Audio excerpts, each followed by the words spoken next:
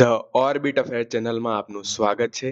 આજે 21 ફેબ્રુઆરી અને 21 ફેબ્રુઆરીના મહત્વપૂર્ણ કરંટ અફેરની ચર્ચા કરીશું.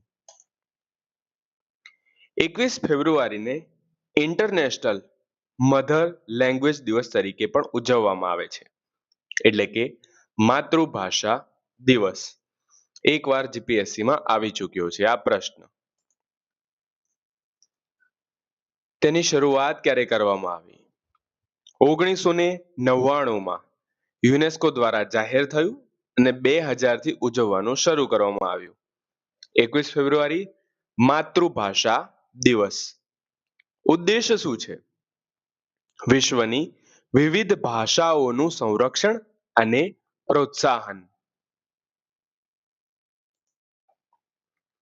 પીએમ મોદીનું માનવ વિઝન. હાલ પીએમ મોદીએ એઆઈ ક્ષેત્ર માટે કયું વિઝન રજૂ કર્યું છે? માનવ વિઝન. માનવ વિઝનનું ફૂલ ફોર્મ શું છે? Machine assisted nurtured and accountable vision. યાદ રાખજો, ફૂલ ફોર્મ પૂછાઈ શકે છે. તમે બધાએ જેફરીન એપ્સ્ટીન વિવાદ સાંભળ્યો જ હશે, જેમાં પ્રિન્સ એન્ડ્રુની ધરપકડ થઈ છે. આ હાલ ચાલી રહેલો સૌથી મોટો વિવાદ છે. જેફરી એપ્સ્ટીન ફાઇલમાં વિશ્વમાં પ્રથમ ધરપકડ કોની થઈ છે? Prince Andrew. કોણ છે પ્રિન્સ એન્ડ્રુ? બ્રિટનના રાજા ચાર્લ્સના નાના ભાઈ. આ વિવાદ ખૂબ જોર પકડી રહ્યો છે અને આ પ્રશ્ન આવવાના પૂરા ચાન્સ છે, કારણ કે બ્રિટનના રાજા ચાર્લ્સ પણ ખૂબ ચર્ચામાં રહ્યા છે અને તેમના નાના ભાઈની ધરપકડ થઈ છે. હરમનપ્રીત કૌરનો ઐતિહાસિક રેકોર્ડ. ભારતીય મહિલા ક્રિકેટર અને ભારતીય ટીમની કપ્તાન હરમનપ્રીત કૌરે કેટલા આંતરરાષ્ટ્રીય મેચ રમીને રેકોર્ડ બનાવ્યો છે?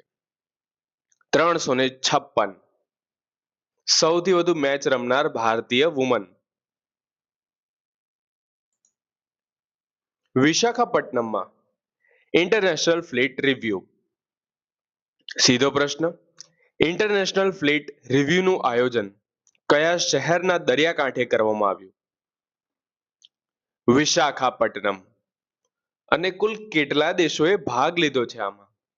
આજે ઇન્ટરનેશનલ ફ્લીટ રિવ્યુનું આયોજન થયું, જે વિશાખાપટ્ટનમમાં કરવામાં આવ્યું. તેમાં કુલ 24 દેશોએ ભાગ લીધો છે.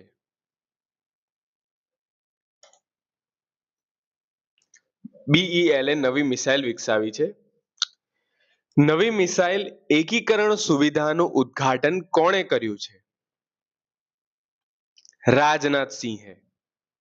અને આ નવી મિસાઇલ એકીકરણ સુવિધા ક્યાં સ્થાપિત કરવામાં આવી છે? બેંગ્લોરમાં.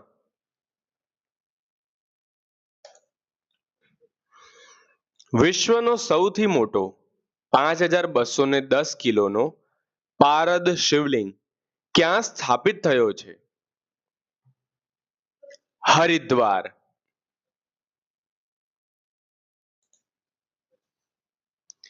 છઠ્ઠી નેશનલ રિવર રાફ્ટિંગ ચેમ્પિયનશિપ. હાલમાં છઠ્ઠી નેશનલ રિવર રાફ્ટિંગ ચેમ્પિયનશિપ ક્યાં શરૂ થઈ છે? જમ્મુ અને કાશ્મીરમાં.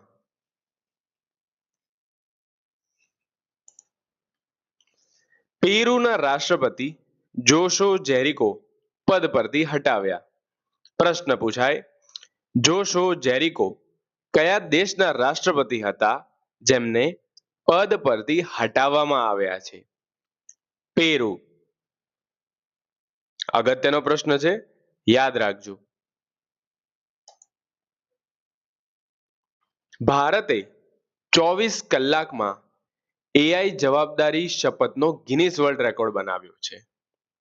એમસીક્યુ શું છે આવી શકે તેવો, કે 24 કલાકમાં એઆઈ જવાબદારી શપથનો ગિનીસ વર્લ્ડ રેકોર્ડ કયા દેશમાં બનાવાયો છે? ભારત. ભારત દેશમાં 24 કલાકમાં એઆઈ જવાબદારી શપથનો ગિનીસ વર્લ્ડ રેકોર્ડ. જ્વાર ભાટાને રાજ્ય વિશિષ્ટ આપદા જાહેર. હવે જ્વાર ભાટાને કારણે છે ને પૂરે રાજ્ય વિશિષ્ટ આપદા જાહેર કરનાર પહેલું રાજ્ય કયું બન્યું છે? જ્વાર ભાટાને કારણે જે પૂર આવે છે તેને કારણે વિશિષ્ટ આપદા જાહેર કરનાર પહેલું રાજ્ય બન્યું છે કેરળ. કયું રાજ્ય બન્યું છે? કેરળ. ભારતની પ્રથમ ખાનગી હેલિકોપ્ટર એસેમ્બલી લાઇન. ભારતની પ્રથમ ખાનગી હેલિકોપ્ટર એસેમ્બલી લાઇન કયા રાજ્યમાં શરૂ થઈ છે? કર્ણાટક. ભારતની પ્રથમ ખાનગી હેલિકોપ્ટર એસેમ્બલી લાઇન પૂછાઈ શકે છે આ પ્રશ્ન. જે પ્રથમ છે તે બધું પૂછાવાના ચાન્સ છે. ભારત નેપાળ પરસ્પર કાનૂની સહાયતા સંધિ. ભારતે અપરાધિક મામલાઓમાં પરસ્પર કાનૂની સહાયતા સંધિ કયા દેશ સાથે કરી છે? નેપાળ. ભારતે નેપાળ સાથે અપરાધિક મામલાઓમાં કાનૂની સહાયતા સંધિ કરી છે. યાદ રાખજો, અગત્યનો છે. વેડ ઇન ગુજરાત અભિયાન. વેડ ઇન ગુજરાત અભિયાન હેતુ શું છે? સીધો હેતુ જ પૂછાશે.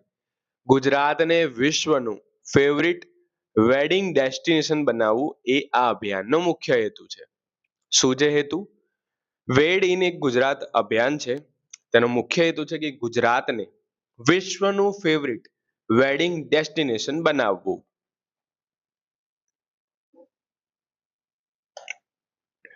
ભારતની સૌથી મોટી આધુનિક લાઇબ્રેરી. ભારતની સૌથી મોટી આધુનિક લાઇબ્રેરી કયા શહેરમાં બનાવવાની જાહેરાત થઈ છે?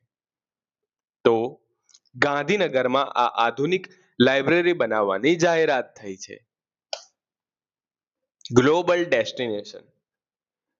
હાલ બજેટમાં ગુજરાતના કયા ધાર્મિક સ્થળને ગ્લોબલ ડેસ્ટિનેશન તરીકે વિકસાવવામાં આવશે? સોમનાથ. આ હતા 21 ફેબ્રુઆરીના most IMP current affair. Video પસંદ આવે તો લાઈક કરજો, સબસ્ક્રાઇબ કરજો. ધન્યવાદ.